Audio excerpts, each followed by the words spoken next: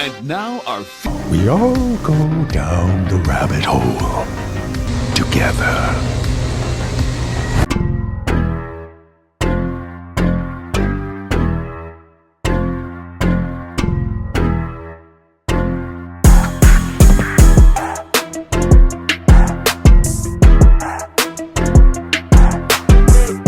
Welcome to yet another video, and today we're going to talk about PanaFest. That's right, PanaFest.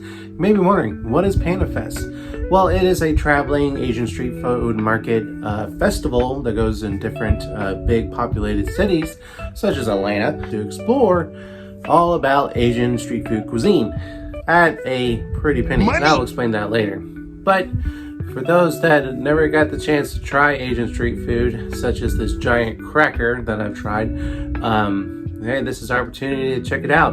It does travel every single year, and it does have various locations when it comes to the United States, and this year is the first year it came to Atlanta, Georgia. So me and my wife bought a ticket for roughly around $9. So together, $18 plus tax, like $22 to $25. You get a cute pen, and I will show this right here. It says Atlanta, Georgia, has a pen on it, so pretty cool. And apparently there's different time slots you have to go to. Me and my wife went there at around 4 o'clock, but by the time we got there, we saw people getting there much earlier before us, because we've been at the Atlantic Station, which is where this event was being held. But anyways, me and my wife got to go there around 4 o'clock, and we got to try various different foods, and this is what we tried. Cue the footage.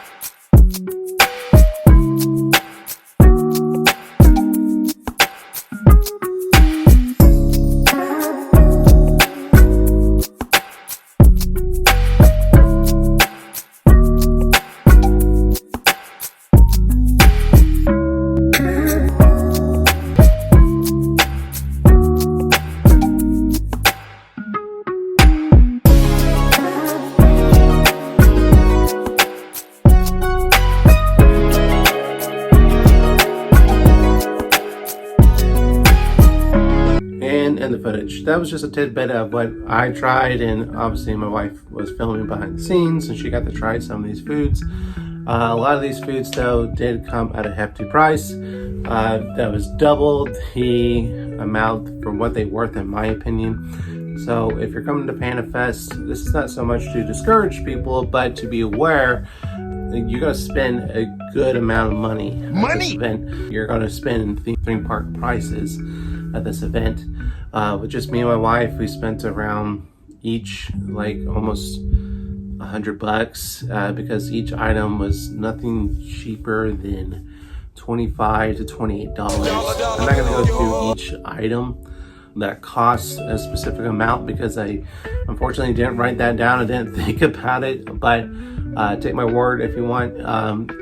Almost each item costs between $25 to $28, and that's why I'm gonna get this festival a C.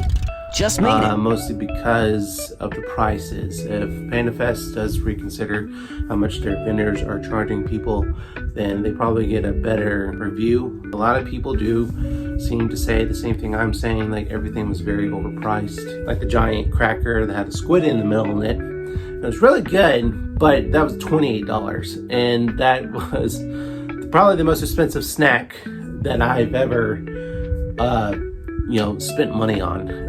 But there are cheaper alternatives to festivals cater to other cultures you can experience at. And I went to one called Atlanta Night Market. Now, keep in mind, this isn't specifically towards Asian culture. This is more of a broader culture event. But the majority of the vendors over there were Asian, like Vietnamese, Philippine, one Japanese restaurant was there, and some Chinese and Korean, South Korean to be more specific. But I do want to showcase the food that I did eat over there, and I have to say I was much more pleased at this event.